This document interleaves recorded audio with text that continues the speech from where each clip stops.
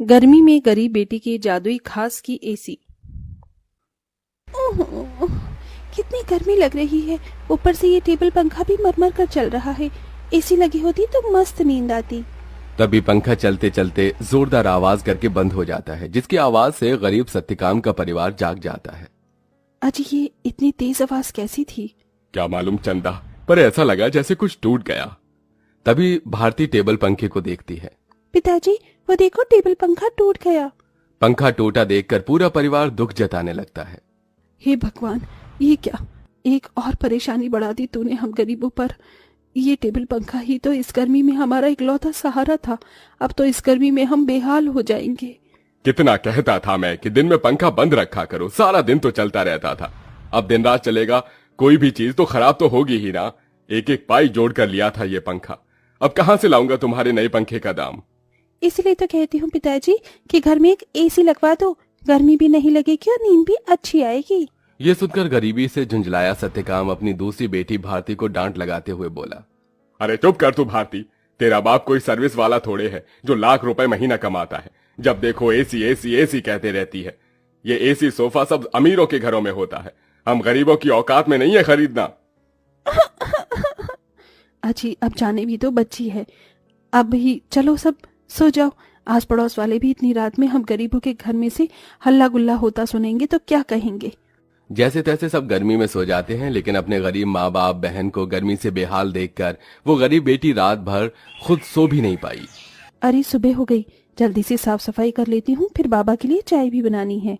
घर में झाड़ू लगाकर जब वो घर के बाहर आकर देखती है तो आम के पेड़ से पूरे आंगन में पत्ते ही पत्ते बिखरे थे और पेड़ पर फल लगने को थे, जिसे देखकर वो खुश हो गई। अरे वाह, आम के पेड़ पर तो बेर लगने लगे हैं। अच्छा है, थोड़े दिन में आम पक जाएंगे। पिताजी को तो आम के साथ रोटी खाना कितना पसंद है। अगर उन्हें रोज अपनी मनपसंद की सब्जी या फिर मीठे आम मिल जाए तो वो पेट भरकर रोटी खाते हैं। लेकिन इस गरीबी में नमक रोटी और चटनी रोटी खाकर ही गुजारा करना पड़ रहा है। इस घर की बड़ी बेटी होते हुए भी मैं अपने गरीब माँ बाप के लिए कुछ भी नहीं कर पा रही हूँ। मेरे प्यारे आम के पेड़, मैं उनके लिए कुछ करना चाहती हूँ। खास करके भारती की ख्वाहिश है कि हम अपने घर में एसी लगवाएं। सबसे पहले मैं अपनी कमाई से अपने घर में एसी लगवाऊंगी। गीतू रोज ही अपने आंगन में लगे उस आम के पेड़ से अपना सुख दुख बांटती थी। वो पेड़ जैसे उसके परिवार का हिस्सा बन चुका था, क्योंकि गीतू ने 5 साल की उम्र में आम की गुठली बोई थी और हर दिन उसमें खाद पानी डालती, जिससे आज पेड़ इतना विशाल और फलदार था। पेड़ के नीचे हर कुछ दिनों में घास उगाती, जिसे गीतू जुगाड़ लगाकर कभी घास की चटाई तो कभी कालीन बुना करती थी। गीतू, मैं और तेरे पिताजी जमींदार के खेत पर जा रहे हैं काम करने। माँ, आप और पिताजी अपनी खेती खुद क्यों नहीं उगाते? वो जमींदार तो यही चाहता है कि हम गरीब लोग सारी जिंदगी उसकी गुलामी करें। तभी तो धूप में वो आपसे गधों की तरह काम करवाता है और सिर्फ 100 रुपए ही देता है पूरे दिन के। पिताजी, आप ही तो कहते हैं ना कि हम गरीब किसान मिट्टी से सोना उगाते हैं। हाँ बेटिया, लेकिन एक गरीब के लिए 2 रोटी कमाना रोज की कठिन चुनौती होती है, जिसे पार करना पड़ता है। सत्यकाम और चंदा चिलचिलाती कड़ी धूप और गर्मी में खेत पर आते हैं, जहां जमींदार ठाठ से कुर्सी पर बैठा था और नौकर छतरी लिए खड़ा था। ओहो, बाप रे बाप, कितनी गर्मी है, आग बरस रही है। इतनी गर्मी में तो एसी की ठंडी हवा छोड़ने का मन ही नहीं करता। राम राम मालिक। अरे भाड़ में गया तेरा राम राम, यहाँ गर्मी से मेरा कचूमर निकला जा रहा है। कहाँ मर रहा था? हाँ, अब तक कहाँ मर रहा था? चलो दोनों मियाँ बीबी खेत जोतने में लग जाओ, उठाओ हल। जी मालिक। बेचारे दोनों कड़ी धूप में उतनी बड़ी जमीन में हल जोतते हैं, उनके माथे से टप टप पसीना बहता जाता है। अजी, शाम हो गई। आज तो मालिक दिहाड़ी देने के डर से आए ही नहीं। उनकी हवेली चलकर मांग लेते हैं। पंखा ठीक भी तो कराना है, वरना गर्मी में गुजारा नहीं होगा। दोनों जमींदार के घर आते हैं, जहां जमींदार पांव पसारे एसी की चिल्ड ठंडी ठंडी हवा खा रहा था। ओहो, क्या मजा आ रहा है। हा, एसी में भैया मजा बहुत है। अरे सत्यकाम, तू यहाँ? जी मालिक, पैसे दे दीजिए। ये पकड़ 200 और चल दफा हो जा। इसी तरह दिन गुजरते हैं। दोनों मियाँ बीवी जो भी कमा कर लाते अपनी गरीब बेटी के हाथों में रख देते, जिससे बहुत ही समझदारी से गीतू घर चलाती और उसमें से कुछ बचा भी लेती। 100, 200, 300, 350, 400, 410, 420, 30, कुल मिलाकर मेरे पास अभी तक ये 700-800 रुपए ही इकट्ठे हुए हैं।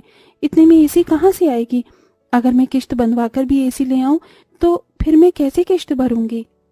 तभी भारती अपनी गरीब बहन गीतू को परेशान देखकर बोली, दीदी, आजकल तो कबाड़ी वालों के पास भी अच्छी अच्छी चीज मिल जाती है। अमीर लोग तो नया खरीद लाते हैं और महंगी चीज भी बेच देते हैं। हाँ, ये ठीक रहेगा। मैं कबाड़ी में से कोई एसी उठा लाती हूँ। गीतू एसी खरीदने कबाड़ी की दुकान पर चली आई। भैया जी, मुझे कोई सस्ती एसी दिखाइए। गरीब लड़की लगती है, एक काम करता हूँ, ये खटारा वाली एसी थमा देता। इसे क्या पता इसमें क्या डिफॉल्ट है। ये लो बहन जी, ये एकदम बढ़िया एसी है। ये चलती तो है ना? चलती नहीं, दौड़ती है। एकदम धूम मचा देगी ठंडी हवा की। 1000 रुपए की लगेगी। अब जल्दी से ले लो। लेकिन मेरे पास बस 800 ही हैं। चलेगा चलेगा, दे दो। गीतू खुशी से वो एसी घर लाकर सबको चलाकर दिखाती है। माँ, पिताजी देखो, आपकी गरीब बेटी एसी खरीद कर लाई है 800 में। अब हमें गर्मी में नहीं सोना पड़ेगा। मगर ये चल क्यों नहीं रही? 800 में कोई एसी देता है भला क्या? पैसे फंसा कर आई है जाकर। सब मुंह बनाकर सो जाते हैं और गीतू पेड़ के पास आकर रोने लगी। मेरे प्यारे आम के पेड़, वो कबाड़ी वाला मुझ गरीब के पैसे खा गया। ये एसी चल भी नहीं रही। मुश्किल से 1-1 रुपया इकट्ठा किया था। गीतू को रोते देखकर पेड़ बोलने लग जाता है। गीतू, तुम रो रही हो? रो मत, मैं तुम्हारी एसी को जादुई एसी बना देता हूँ। क्या सचमुच में ऐसा हो सकता है? तभी पेड़ जादू करता है और जमीन पर ढेर सारे घास उगाते हैं जो बहुत चमक रही थी। गीतू, इस जादुई घास को मैंने अपनी शक्ति से उगाया है। इसे एसी में लगा दो, ये एसी जादुई हो जाएगी। गीतू बिल्कुल वैसा ही करती है। तभी घास का एसी बनकर पूरा होते ही सुनहरी चमक से भरकर चल पड़ता है और पूरे घर को बर्फ के जितना ठंडा कर देता है। माँ, पिताजी, भारती देखो, एसी चलने लगी। पूरा गरीब परिवार घास के एसी को चलते देखकर चौंक जाते हैं। अरे देखो चंदा, हमारी बिटिया ने घास की एसी बनाई है। हाँ जी, लेकिन ये घास की एसी कैसे चल रही है? ये एसी कूलर तो बिजली से चलते हैं। तभी जादुई घास एसी के आंख कान मुंह बन जाता है। एसी इठलाकर बोला, क्योंकि मैं जादुई घास का एसी जो हूँ। ये लो, जी भर के खूब ठंडी हवा खाओ। अरे वाह दीदी, क्या धांसू एसी बनाई है। हम गरीबों जैसे घास की एसी है। एसी तो बड़े बड़े अमीरों के घर में भी नहीं होगी। अब हम गर्मी में एसी की ठंडी हवा में सोएंगे। तभी चंदा रोते हुए बोली, बिटिया, अगर दिन भर इस एसी की ठंडक में ही सोते रहेंगे तो कमाएगा कौन? बगैर खून पसीना बहाए पैसे थोड़ी मिलता है। ये कहते हुए चंदा रोने लगती है। तभी जादुई घास एसी में से ठंडी हवा के साथ नोट बरसने लगते हैं। लूट लो, लूट लो, जितने चाहिए लूट लो। देख क्या रही हो? अरे रामा, ये जादुई घास की एसी तो लक्ष्मी मैया का रूप है। चंदा देख, कैसे करारे करारे नोट दे रहा है ये एसी। क्योंकि मैं कोई मामूली एसी नहीं बल्कि जादुई घास का एसी हूँ। मैं तुम्हें हीरे जवाहरा सोना चांदी सब दे सकता हूँ। एसी के इस कथन को सुनकर गीतू ने उसे आजमाया। अगर ऐसा है तो हमें सोने चांदी के सिक्के देकर दिखाओ। तभी एक सुनहरी चमक के साथ जादुई घास एसी में से सोने चांदी के ढेर सारे सिक्कों की बारिश बरसने लगी। तुम तो सच में जादुई एसी हो। माँ, अब आपको उस जमींदार की गुलामी करने की जरूरत नहीं।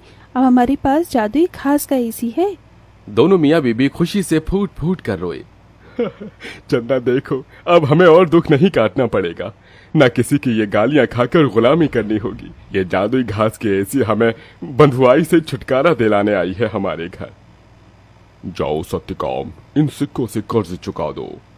सत्यकाम ने जादुई घास एसी से मिले सिक्कों को बेचकर सबका कर्जा भर दिया और उसने पंखा, कूलर, एसी की अपनी दुकान खोली, जिससे गरीब भी कम दाम पर एसी खरीद सके। उस गरीब बेटी के बनाई जादुई घास एसी ने उसके गरीब परिवार का भाग्य बदल दिया।